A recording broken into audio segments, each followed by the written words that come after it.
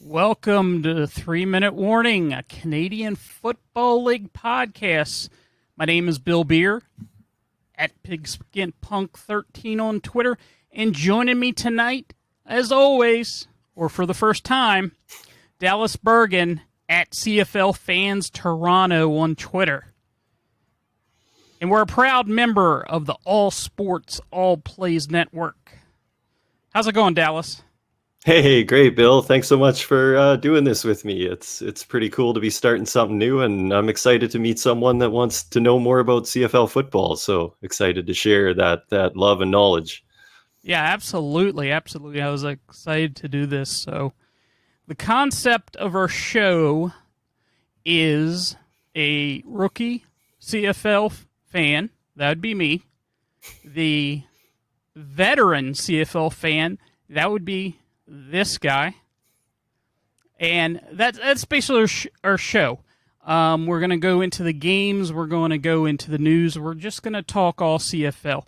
We're trying to get, CFL in the minds of these American football fans that don't know anything about it, or want to learn something about it and don't know where to start, that sort of thing. So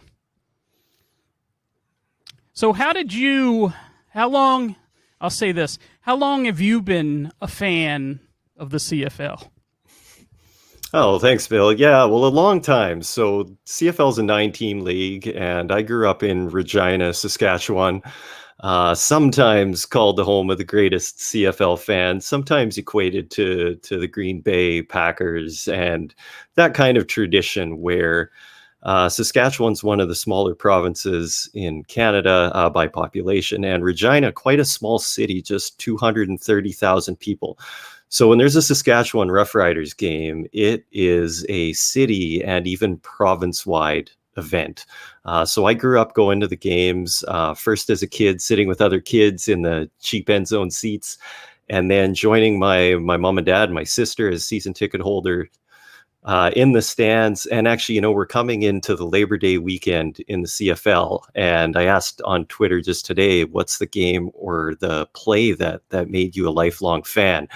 The Labor Day Classic in Regina between the Saskatchewan Roughriders and Winnipeg Blue Bombers is one of the, calendar games on the season. And to be a part of that, it was a sellout every year. Winnipeg, 400 miles away or whatever, would bring a few thousand fans to the game. And it had an energy and an atmosphere unlike any other on the season. So back in 1986, Winnipeg beat Saskatchewan 56-0 in Winnipeg sometime in June or July. And then the next matchup was this one on Labor Day in Regina. And the Roughriders were trailing all game. It was a beautiful, early fall day. I think they were down like 4 points, I think, with 32 seconds left, ball on the Riders 30. And Joe Pow was the quarterback, threw a strike down the middle to one of the greatest CFL slot backs ever, Ray Elgard. And he split the defenders and ran the length of the field. And, I was 9 years old at the time, but the stadium was just electric. All of those, Bomber fans were right in it with Rider fans. And that play was so exciting. I became a fan for life, kept going to the games with my family until I left home. And now I'm living in Toronto. So I cheer for the Toronto Argonauts as well. But just a long time fan of this awesome league, and I've been through, kind of all of the rise and fall and the good times and the bad times with the league and with the different franchises. So it's quite a ride and great game. Very cool. Yes. You're sort of like the way you are with the CFL is the way I had been with the NFL. I can remember games and that sort of thing and what the scores were and back in the 80s and that sort of thing. And basically the way that I got into this is through the XFL. I was watching XFL Spring League football last year. I even became a fan of the DC Defenders. I live an hour and a half from DC, went to one of their games. It was really the most fun that I've had at a football game because they were playing in a soccer field stadium. and you're right on the field. So I really enjoyed, and you got to know some of these guys. They didn't make it in the NFL, and they were just looking for an opportunity to play. And sometimes, if you think about it, sometimes those guys that don't make it into the NFL, it's not always about talent.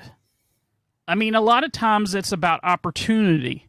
Okay, you didn't get an opportunity to showcase this. Perfect example, the NFL had a preseason game canceled the other day because of a hurricane. Okay, those guys that didn't get a chance to showcase their skills that may have made the team, those are the type of people that will be going to, the CFL or, Spring League, that sort of thing. So that sort of got me into it. And then the talk with the XFL and the CFL kind of merging had me looking at the CFL. I knew about the CFL, Rocket Ishmael, Doug Flutie, Ricky Williams was up there for a season. That's right. So I did have an eye open. One of my favorite players, Cameron Wake, spent 2 seasons, and he dominated the league up there. So He did. So yeah, so that's how I got into it. I became a Toronto Argonauts fan because I thought about it. I said, what city could I realistically go see a game? And Toronto was it. So then I sort of dug in, listened to some podcasts, got to know a lot of the players, teams, played a little fantasy, and that's how you get to know some of these players too. Very quickly is playing fantasy and that sort of thing. So That is so cool, Bill. I think it's amazing that that you're taking this journey, and I think it's a really great thing too that that the spring leagues, I was going to say, are flourishing. Maybe not, but that there are other opportunities for aspiring pro players to go play the game, and then for those merger talks to happen. Very polarizing among CFL fans.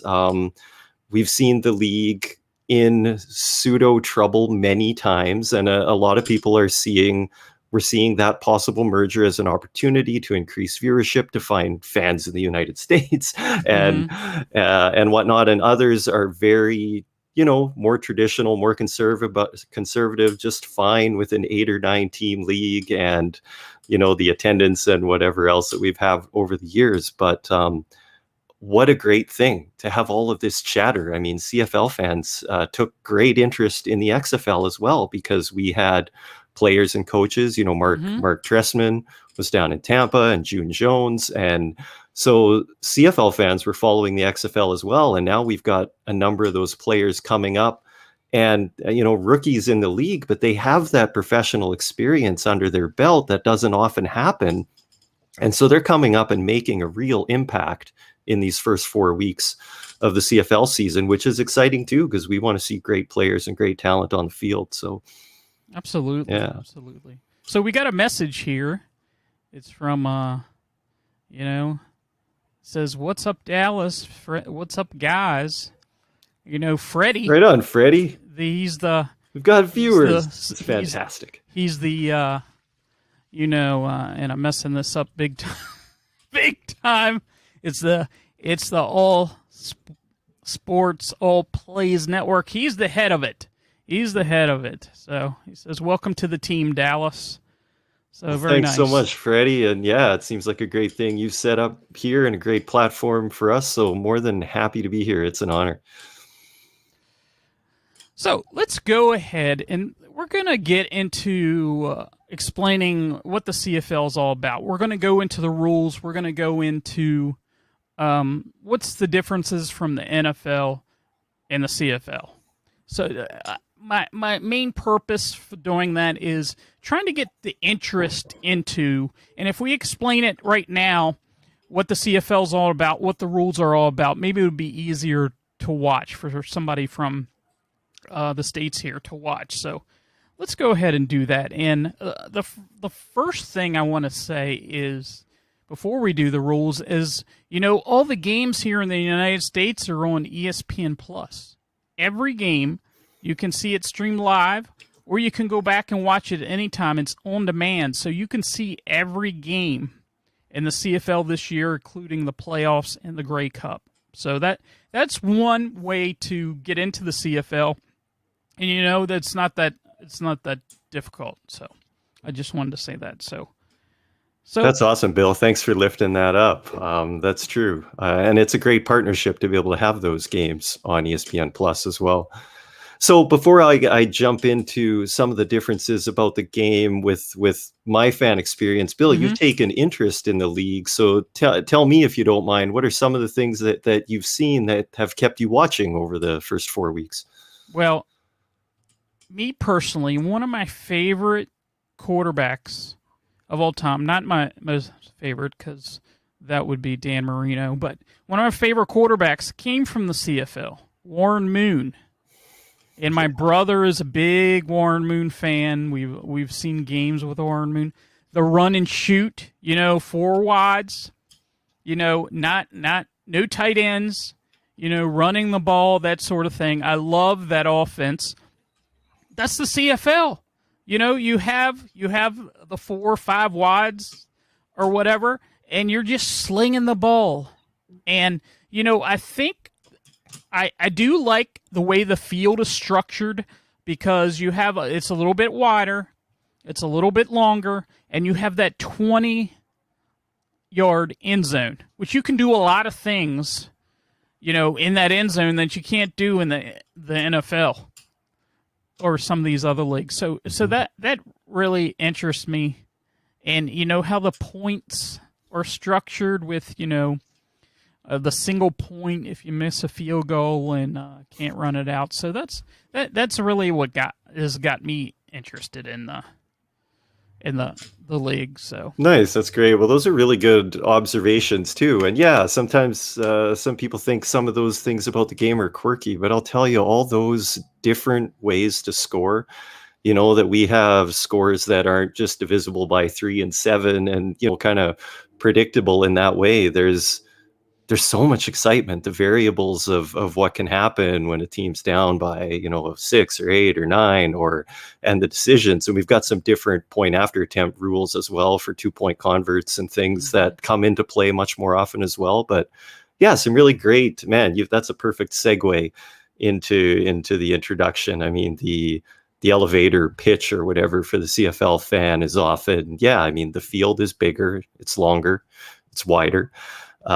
Deeper end zones, 20-yard end zones, a field that's 65 yards wide. And so you've got room to do things on the field. And then that is enhanced by allowing receivers and backs to be in motion prior to the snap, some of them. And by only having 3 downs. And so, you've got 2 shots. That really makes the passing game more important. Absolutely establishing a run game still matters in the CFL, but this is a passing league. Our quarterbacks love to air the ball out, and that's something that I think football fans love to watch, right? We like points and big plays. Absolutely. And so, larger field, 12 players per side. So that's maybe one of the tough things to maybe figure out as you're first watching, So, and as you mentioned, the CFL has evolved now to the point where we almost never have 2 back sets or even tight ends on the field. So like you said, 4 wide, we call them 2 wide receivers, which have to line up on the line, but then 2 slot receivers that can be in motion prior to the snap of the ball. And then we'll usually have a 5th receiver as well, in addition to the tailback, who's often a pass receiving running back as well. So it's a lot of run and shoot, spread, a lot of passing in the game, and those receivers in motion. But 12 guys, and so that does a couple of things on the defense. Teams will almost always run a 4-3, but like an NFL fan might even look at it, and CFL too, but like a 4-2 with 2 linebackers, because really the will linebacker in the CFL is a nickel backer, a dime back. He's a cover backer. Many of the most successful, Sam linebacker, I meant to say, Sam linebackers in the CFL were safeties in college or the NFL, strong safeties. And so these are guys that need to be able to both tackle the best running backs in the league and cover the very best receivers, because they're not covering, bigger tight ends that are able to block. They're covering the fastest, finesse and speed And they're guys they're not covering those in the outside league as well. receivers. They're gonna cover those. They call it the waggle receivers. Is that correct? Yeah, that's right. And the waggle, that's the being allowed to be in motion. So quite often your speed guys are actually going to be in those inside receiver positions because they benefit from that running start. And so you see a player like Brandon Banks, one of the stars in the CFL, started as a wideout. But now, the inside receivers get more touches and get the ball more often. And you can run sweeps and, running plays and stuff with these guys too because of all the motion. So Banks has become a slot receiver in the CFL so that he can receive the ball in space in more ways and also benefit from that running start to the line of scrimmage. So anyway, it makes that linebacking position incredibly difficult to play. It's often said that the Sam linebacker is the trickiest position on the CFL field. So yeah, that's one of the things as well. Yeah, in the kicking game, lots of different ways to score, I guess. So Go ahead. The one thing that I noticed is the kickers, when they attempt field goals, they have a little T. Oh Is yeah, that that's right. correct? Yeah. That's true. That's true. Yeah, that's And the one thing I noticed. It's not like your normal kickoff tee, like you would say in the NFL. It's like a real thin, like tee, but they kick it off this little tee. So I found that interesting because I saw the guy pick it up the once, and I said, "What's throw that it back to tee?" the sideline. Yeah, that's right. I Yeah, often yeah. forget that that's the case. And yeah, so I guess that place kicking game is a little more challenging, kicking right off the ground in the NFL. And yeah, it's not like you said, it's not a high kickoff tee, but it is, not an inch, but I don't know, half an inch, 3/4 inch, or something Yeah. like that. Just little platform. I guess that makes the holder's job a little trickier too to get it down on that space. But yeah, that is one difference. Another good observation. And of course, you have the 3 downs, which we mentioned, which is quite interesting because, if you get 1 yard on first down, you're in trouble. You really are. If or you lose yardage, you're like in a second and long, it's just like the third and long and that sort of thing. So Yeah, that's yeah, right. Which makes second down is usually a passing down, unless you've benefited from at least 6 yards on first. You can almost bet that passing is going to happen on second down, and so that again gives a nod to the passing game. And yet that run game is so important because on first down, when you've got the option of to run or pass, of course, putting yourself in a position where you are second and 5, 4, 3 or whatever is going to be a great position to be in. So that run game still really does matter, but way fewer carries. If you watched the game this last week, Kadeem Carey had an outstanding game and was impactful. I guess we'll talk about it, but Calgary didn't end up winning, but he had 8 carries for 68 yards or something, averaged over 8 yards a carry. And even though he only had 8 carries, was a real factor in that game because those carries were so important, and picking up 8 yards is a big deal. I think is the NFL like average of 5 yards a carry. If you're over that, you're a pretty solid back. CFL is similar. If you're averaging 6 yards for sure per carry, that's a good effort. I mean, if you're down near some NFL backs are like 3.5, that's not going to cut it in the CFL. No, that's right. Yeah, that's right. Yeah, and the other thing that they have that's different and we're named after it is the 3-minute warning, which I really like how that is structured because every time you complete a pass, you incomplete or whatever, the clock stops until it's hiked again. Is that correct? Yeah, that's right. On a passing play, the Hmm. clock does stop. Now, Yeah. I'm not 100% aware of the NFL rules, but I know one thing: the CFL has only one timeout per half, and your challenges can end up costing you your timeout. So instead of those three timeouts that can Hmm. really kind of slow the game down towards the end of the game, you've got one.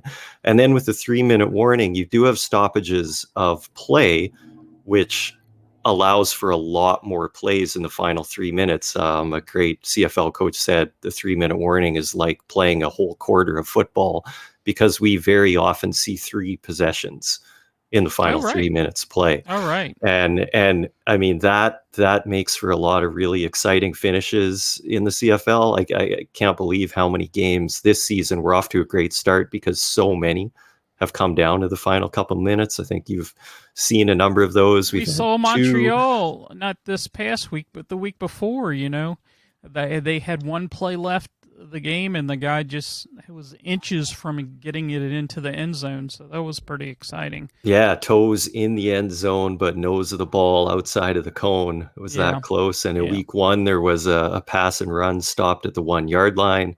And this last week, we had a 52-yard field goal attempt for the win, walk off, fall just short. So, yeah, some really exciting, great And he finishes. had made a 50-yarder earlier in the game, so yeah, that was pretty exciting. Hmm. I So guess just yeah. going back, one last difference. So the rosters are a little bit different as well. Mhm. And so we were talking about the running game, and you mentioned the bigger back, maybe not quite a full back, but the bruising back that maybe has a lower yards per carry, but can always get those yards. Those guys are less common in the CFL. Players have way less specialization. There are some substitutions that happen from first down to second, in the linebackers of the D line or among receivers. But for the most part, players are like every down players, which means they need to be really versatile in their skill set. So there's a little bit less specialization, fewer role players, and that comes into play too with a smaller roster size of I think this year it's 45. Mhm. We have 20 nationals, so 20 Canadians, 21 imports, I believe, American players generally, one global player, so we can talk Mhm. about the global draft that we have as well, and then two quarterbacks on each roster as well. And yeah, so so that roster construction matters as well. Everybody on your roster is going to see the field. You have a few guys who are pretty just special teamers, but for the most part, everybody needs to be able to play. And so that comes into play. And then this Canadian player ratio as well. A issue of contention. I mean, our Canadian Mhm. players is part of what makes the game Canadian, and yet you have MLS soccer or whatever else, Major League Baseball or NHL hockey, where we're not protecting Canadian players and providing ratio for them. But I mean, it's really important that we support minor and football programs in this country, and that those players, and not just the ones NFL bound, but have opportunity to play.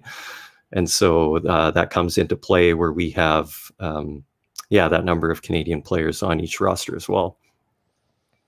And then, of course, the many great players from the United States that aren't of the talent level to make the NFL, Yeah. but guys with great athleticism, great speed, or hey, great work ethic. And there are lots of those stories, guys coming out of a Div 3 school, and somebody up here saw something on them, or maybe they took the initiative and tried to get to a camp, and they Mhm. became a star.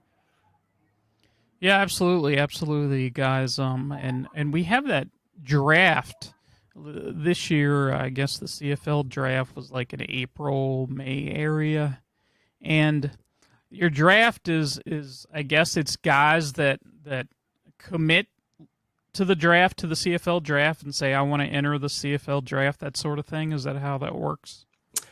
Yeah, that's right.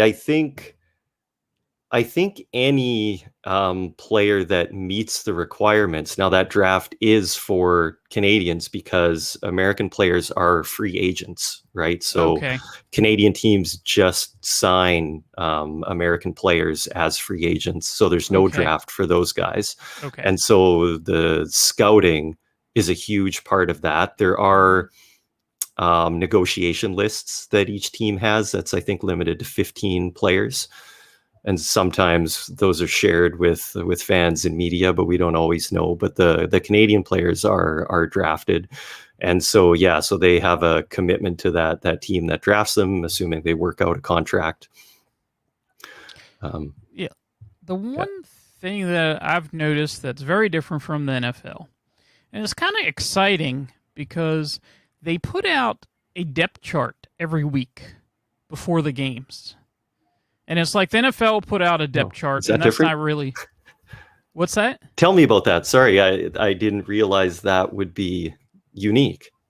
Well, yeah, because NFL will put out a depth chart because they have to, but it's not very accurate. But the CFL depth chart is like who is starting, who your Canadians are starting, and that sort of thing. These are the guys that are going to start. Oh, So yeah, I didn't know that was different. Yeah, yeah, and you learn actually, something every and day. there's been a shift for those for depth charts to be more accurate as well for a number of reasons. Sports betting is one, actually. So Mm-hmm. this year there is more transparency of injury reports daily than there's ever been. And that fantasy betting is part of that, but also that Canadian ratio.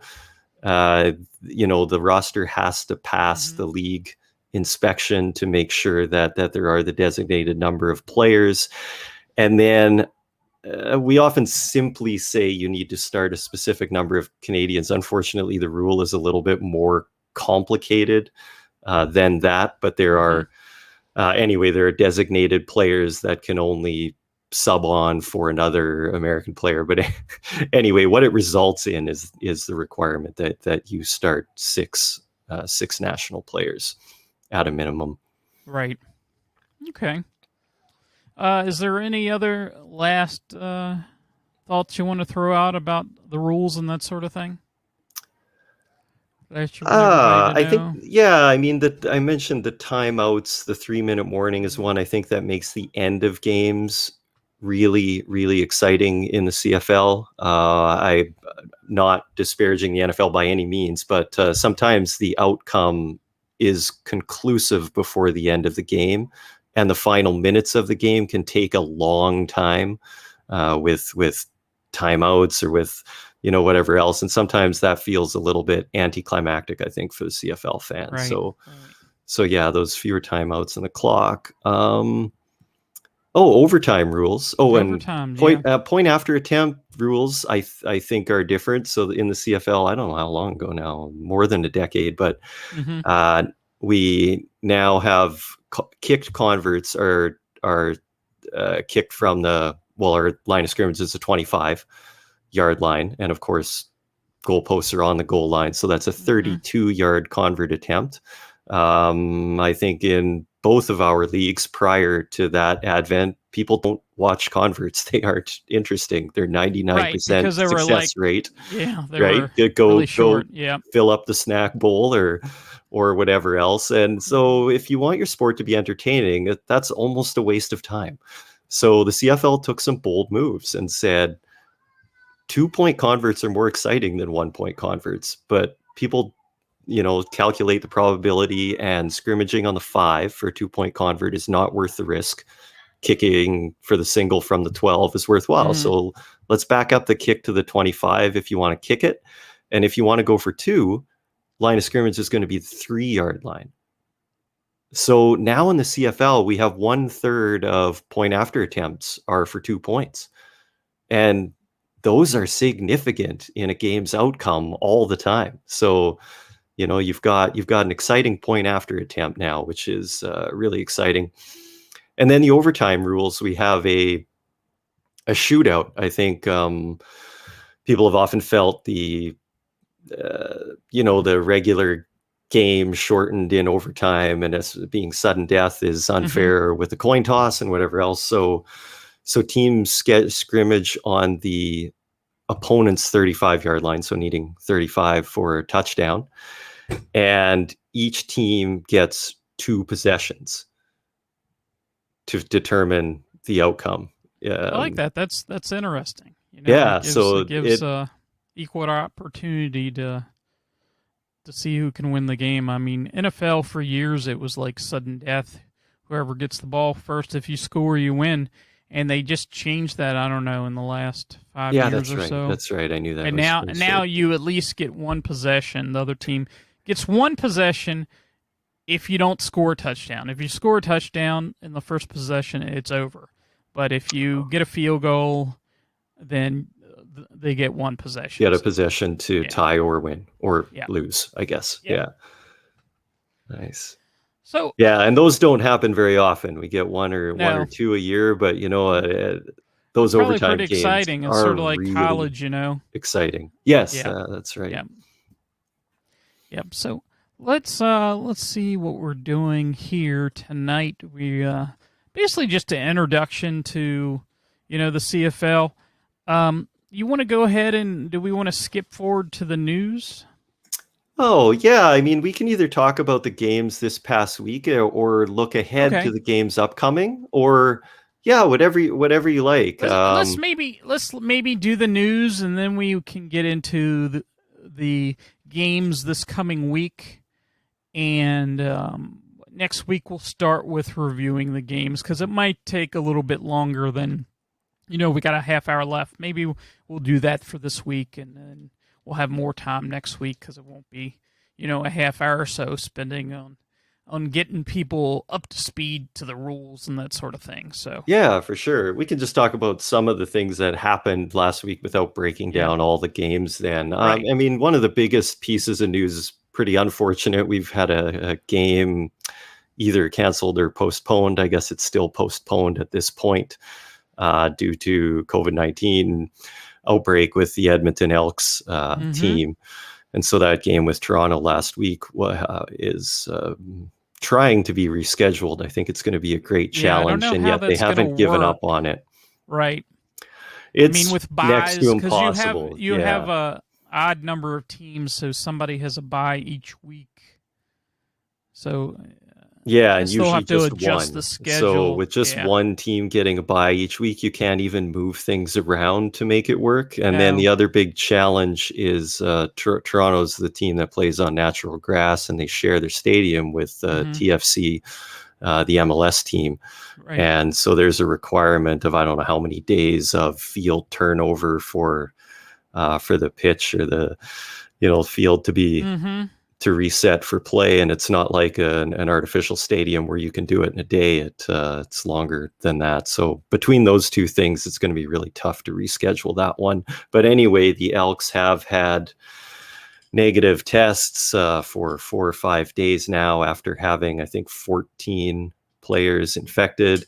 Yeah, and even one player they had to cut because he kind of lied, and I don't have his name right in front of me, but he kind of said, "Yeah, I had the vaccine," and he didn't really. So they said, "See ya." I don't know if he was. Yeah, that's Jake Ruby, and this is like a big deal right now. I don't know if you want to talk about all the rulings on this, but I mean, it's going to be really interesting. The CFL proposed a rule that encouraging trying to get players to be 85% vaccinated on the clubs, and if there was an event of a cancellation of a game or a forfeit, that there could be a forfeit if one team had incidents and the team wasn't 85% vaccinated. And there was also I'm not sure if this passed the players union, but they wanted to also say no game check for those players. And that would be for the other team as well, if they didn't have an outbreak, but they were below that 85% threshold. And so I think some of that is why we haven't heard definitive announcements on some of these things, because there is probably lots of chatter behind the scenes about that. The players union wouldn't be happy about losing a game check for something that wasn't, their responsibility as individuals. And then the vaccination question and, one's personal choice and body autonomy is one that is coming into play too. I wouldn't, I worry about the state of some of those dressing rooms if you've got a number of guys that are holding the team from that 85% threshold, digging in. And then especially if something like this happens where they could be losing a game check, it's very complicated, but I'm pretty happy That's the for sure. CFL has been able to go forward with this season, because unlike most of the leagues, the CFL wasn't able to operate in 2020. And so glad the teams are taking the field, but it's complicated stuff. Yeah, it is. Yeah. Yep. Other big news right now is NFL cuts. And so, because we've had a number of stars down in the league now being waived or making rosters or being released. And so there's a lot of interest watching what's happening in that. And that happened. Right now, the majority of those cuts happened yesterday. That's right. They had to 4 p.m. to make roster cuts, and a lot of players looking for jobs, or they might have not even made practice squads, that sort of thing. So a lot of guys looking for opportunities. Is this a time where CFL teams are looking at these players to sign, these young players, or Yeah, absolutely. This is a little bit different this year in that we're only in week 4 right now, where usually the season is half over come the Labor Day weekend. We had a late start because of COVID-19, but the CFL season usually starts around July 1st. And so teams have this is usually week 9 at this time. But yeah, when the NFL cuts happen, there is quite often an airlift. In fact, practice rosters in the CFL, I think, are expanded from that time, or maybe they are the whole season now, but they used to expand at that time. And certainly clubs who are struggling for sure would quite often be bringing in, talent to try and shore up the team for the remainder of the season. But all teams in general, because quite often there are guys that have played for the teams in the past and have gone down to the NFL to take their shot. And sometimes they have to make the tough decision whether they are willing to sit on a practice roster, if they don't make the game roster for their NFL team, if they want to sit on a practice roster, which could be months or years on a practice roster without ever seeing the field, or whether they want to come back to the CFL where they were making, a decent salary, maybe not even as good as a practice roster spot in the NFL, but they might be catching 80 catches in a season and be able to get that NFL shot the following year. Right. So, I mean, you put some plays on tape for recruiters, the people to see if you have what it takes. You have to have some kind of tape. I think that's a big thing. A lot of these, especially the smaller college guys, they don't have a lot of professional tape besides these smaller colleges. CFL gives them an opportunity. And you always hear about, so and so's coming from the CFL, and it's like a lot of times they Cameron Wake, for instance. I mean, he took the league by storm. Both leagues, yeah. Seriously, he was a beast. So yeah. So I guess you had mentioned here that there was a former CFL coach and 49ers coach, Jimmy Holland, that had cancer or passed away from cancer. Oh, not passed away, but he's taking leave from the 49ers. Okay. But he was a CFL coach. Yeah, and he was in the CFL as well with the BC Lions. And actually, I had made a mistake yesterday thinking he was with the 2013 Saskatchewan Roughriders when he was a guest coach in training camp. But, he made such an impact in that training camp. I went and watched the interview that I remembered from that year again last night. And, the coaches on that staff and the players really had a great appreciation for what Coach Holland brought to that Riders camp. And then he found his way to the BC Lions the following year, spent 1 year there, two seasons there as linebackers coach.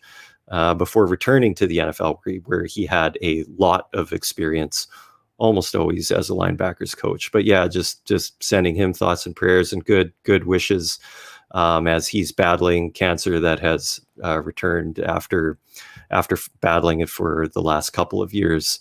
And you just never want to see that stuff, but these stories that really humanize the players and coaches, it gives us a different perspective that these are, people just like us. And when you go and you watch those interviews and you get to know a person a little better, it's really sad to see those things happen. And there were a lot of great tweets of support for Coach Holland yesterday, and it was nice to see across, all the leagues. So we're thinking of him right now and his family. Absolutely. So, any final news that you want to bring up? Oh yeah, nothing specifically. I mean, I think Okay. we can talk. I think we can go through the teams or the standings, talk about some of the questions that people are asking right now. What's wrong with so and so, or Okay. whatever. So we saw. Let's. Yeah, go ahead. Well, and I said this is my first year watching the CFL.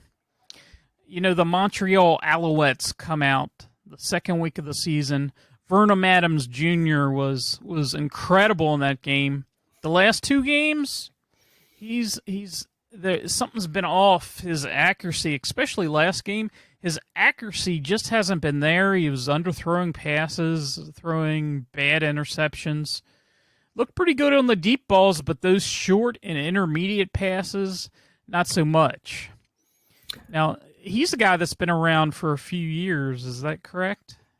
He has been. He really had a breakout year in 2019, though. And again, 2019 is last year because there was no 2020. So Vernon Adams' journey in the CFL has been one that's been, pretty interesting in that he was the property of the Montreal he was on their neg list. And his negotiation rights were traded from Montreal to BC.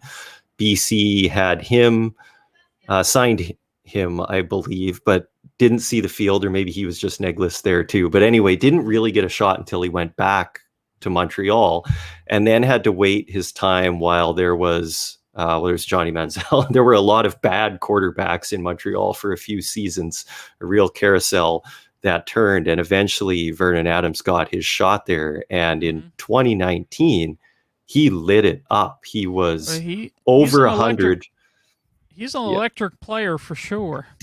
Yeah, and he's still big play VA in the CFL. I mean, he is a guy that likes to throw the deep ball. And that was really successful with the Alouettes in 2019 because even though they had this excellent passing game, they really had an outstanding running game with William Stanback in the backfield. And I think those things complement one another so well, because if you're establishing that running game with Stanback early, then you're opening up the passing game, which is just normal in any case, but you're opening up that deeper passing game with those run pass options and play action, which Vernon Adams thrives in and loves. I think one of the criticisms of Vernon Adams is that quite often he doesn't take what a defense gives him. I mean, I think he was interviewed recently and said, I need to be better at checking down instead of kind of being greedy and going over the top.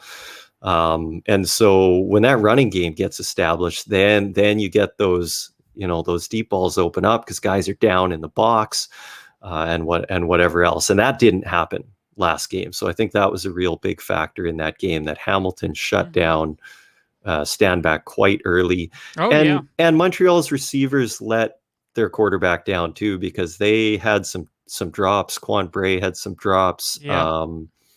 BJ Cunningham, I think, had a couple of drop as well. So yeah, it takes a lot of things for something to go badly, but definitely Montreal needs to get that run game going, I think, is part of that.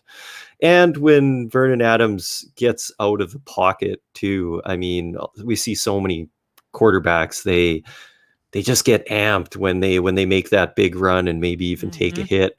And that improves their passing game as well. And I think with him, there are a lot of people thinking that might be necessary too for him just to roll out a little more and use the open field, which is such a great skill set of his as well. So, yeah. Yeah, absolutely. He's an exciting player. Like I said, last week was a little, if you were an Alouette fan, it might have been a little disappointing game because the Tiger Cats, they hadn't done very well their first couple weeks, and they had Jeremiah Masoli starting, and the Dean Evans started this game, and he looked pretty good. I mean, he only had like under 200 yards passing, but he looked pretty decent.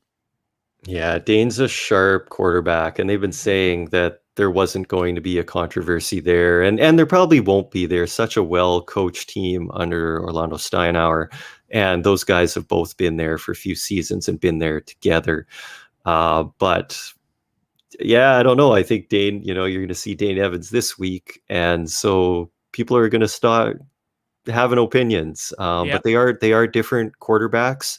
I think they're both excellent and both really two of the great young quarterbacks in this league who we're going to see a lot from for a long time. But Evans is more of a pure pocket passer, very accurate, lots of poise under center, not as great a scrambler, of course. And that's not to diminish the passing game of Jeremiah Masoli either. I mean, he's been outstanding before his injury that opened the door to Dane in 2019. So Hamilton is so fortunate they really have two starting quarterbacks. But you're right, that 0-2 start was a shocker. They were by far the favorites to win the Grey Cup this year. And so coming out of the gate slow like that was a big disappointment. And then Montreal was a disappointment because people were expecting them to carry on this upward trajectory that they had in 2019, where they were quite successful as well. So that was a huge game last week. And Montreal's feeling pretty bad right now. I think they've played some sloppy and undisciplined football, which makes me kind of sad because I really like that coaching staff and team in Montreal. I think Kari Jones is a great coach, and Baron Miles has an excellent defense. But they've just racked up penalties and bad penalties. Oh yes, we mentioned the CFL. You need to line up a yard off the ball. Mm-hmm. They've been called for being inside that 1 yard zone. They took another rule we didn't talk about, but 2 15-yard no yards penalties. So on the punts in the CFL, you need to give a 5-yard halo around the returner because, again, we want the game to be fast and open and exciting. We like punt returns. And if you're inside that halo on a caught ball or a ball that's touched it while the ball is in flight, it's a 15-yard penalty, which is significant. It's not a good decision to give up those 15 yards almost always. Whereas if that ball bounces, that penalty is reduced to 5 yards. But that's a big no-no from coaches to be taking those 15-yarders, and Montreal has taken a number of them in the last 2 weeks. So anyway, some just bad penalties. Absolutely. And is it just me, or we've seen a lot of roughing the quarterback penalties in the first few weeks of the season? I mean, in bad situations, there was one with the I can't think of the name, but this is the way it goes in their first episode. But having roughing the passer penalty in the final 2 minutes really hurt you, especially when you're ahead and the other team is up. Oh, and yeah. you just give the team a chance to get back into it. Yeah, those are headset breakers for sure. Coaches just can't stand to see that. And I mean, the CFL is calling those penalties more harshly every year, trying to protect our stars and protect the quarterbacks. But at the same time, the players got to know you can't. That's 15 yards, and it's a major foul. It's 15 yards on top of the reception if a reception was made, and whatever else, an automatic first down. And so terrible penalties to take. And again, Montreal's been taking those too. So they really need to tighten up on the discipline front or they're going to be in a lot of trouble. Yeah, I was thinking of the Calgary game. They had a late a few roughing the passer penalties in that game, and It really they had a shot to beat Winnipeg in Winnipeg, and then you have roughing the passer, first down, especially when you have only three downs. It really gives momentum to the other team. So Yeah, that's the one thing. yeah, you're right. And we can talk about that game too. That was an exciting one. Mm-hmm. Yeah, what were some of the other things that you saw in that game that you liked? The Winnipeg. Oh well, you have to. You can't. Bo Levi Mitchell. He's the big name when you think of Calgary, and he's been hurt. Mm-hmm. So who do we have step in? But no Jake other. I Mayer. guess he's a Jake Meyer. Is it Yeah. Mayer or Meyer? Yeah, there's still debate on pronunciation. Someone on Twitter said it's But Mayer, he's but it Canadian, looks correct? Meyer. No, no. Oh, he's. You may be thinking Michael O'Connor was Oh, going to yes, be the that's right. starter, That's right. and Coach Dickinson made a switch that shocked everyone and just said, "I've got a Mm-hmm. gut feeling." At the last minute, he changed USC it up. maybe.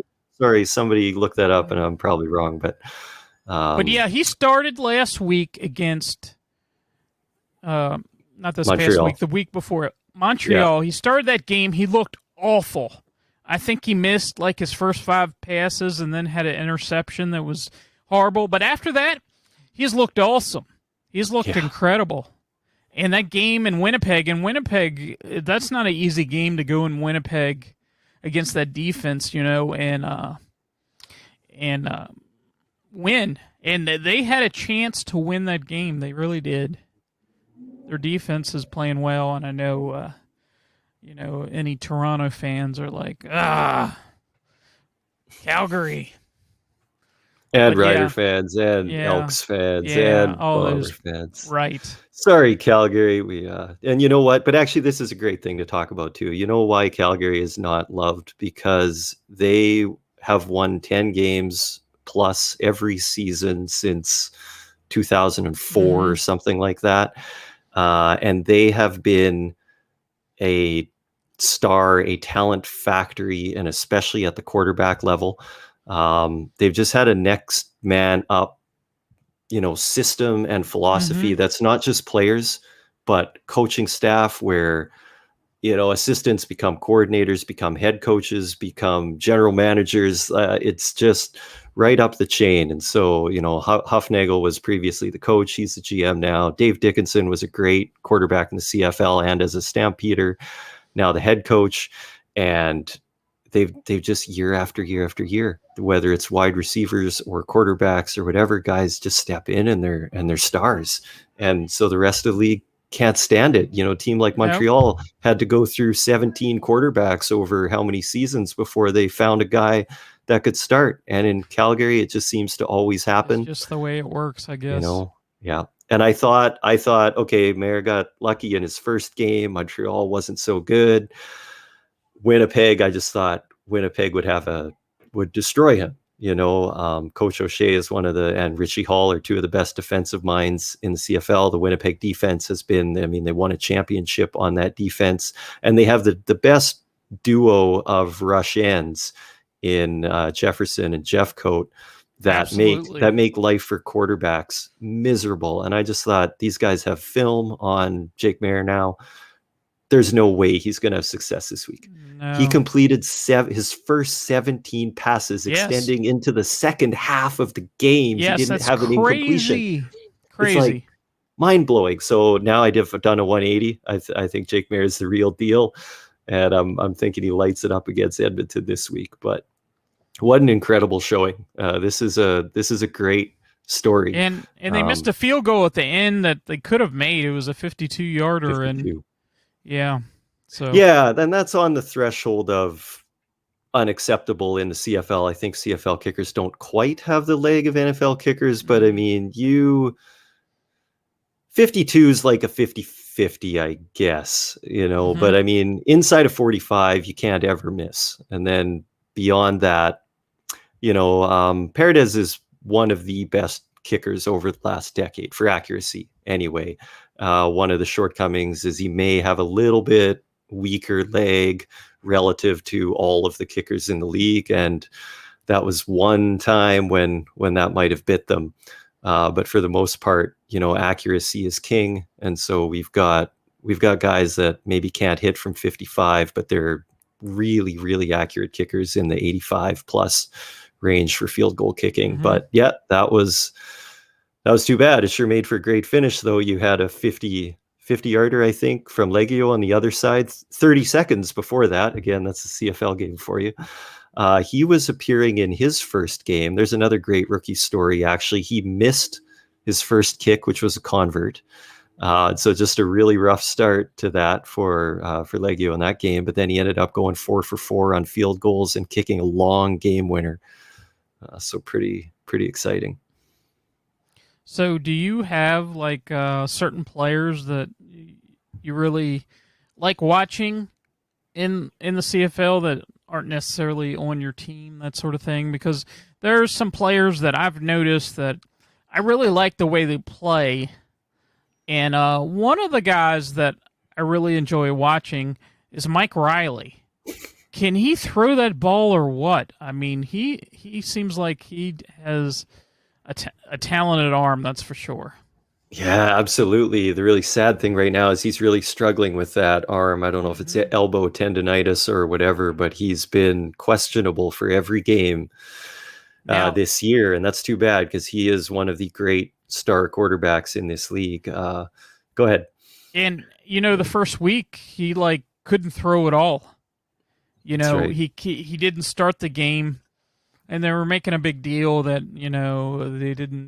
they thought he was going to start, and then at the last minute, he was a game-time decision. But when he came in, he was, underthrowing passes, and some of the receivers had to come back for the ball because something was up with his elbow. He just didn't have the zip on his passes that he usually does. And when you see him this past week or whatever throw some of those passes, it's just incredible. And, he has the top 2 or leading receivers in the CFL as far as yardage Lucky goes. Whitehead and Brian Burnham. Yeah, that's right. And Whitehead's been a great addition for BC. He had a good year with Winnipeg in 2019, but BC's really made use of him as a wide receiver, not just a return specialist. But Brian Burnham is top 3 for sure. Many people's number 1 receiver in the CFL, and particularly for a QB receiver duo, the Mike Riley Brian Burnham duo is where it's at. They're two of the best. You can count on them hooking up every game, and quite often for 100 yards plus. So absolutely. Yeah. So we only have a few minutes left here, so we'll just go over the games that are coming out this weekend. We have Friday, September 3rd, we have Montreal at Ottawa, a Friday night matchup. Sunday, September 5th, we have Winnipeg as Saskatchewan.